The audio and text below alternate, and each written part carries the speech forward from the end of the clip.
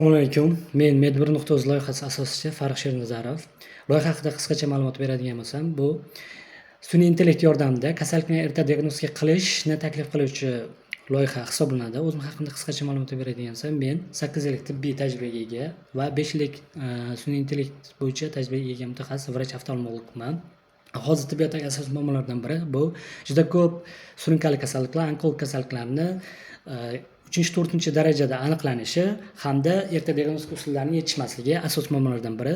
Biz bu muammoga yechim sifatida 72 ta AI agentlari integratsiyasi natijasida 14 ta erta diagnostika usullari, onkologik kasallikni erta tashxislash, erta diagnostika analiz natijalarini tahlil qiladigan AI modullarini ishlab chiqdik. Shu bilan birga 7 ta tor mutaxassislikka asoslangan onkologik kasalliklar, MRT, KT, MCKT ni tahlil qiladigan hamda diabetik kasalliklarni erta tahlil qiladigan AI modullarni ishlab chiqdik. Bu bizga nima beradi? Juda ko'p kasalliklarni erta diagnostika qilish hamda o'lim xavfini nisbatan kamaytirish imkonini beradi.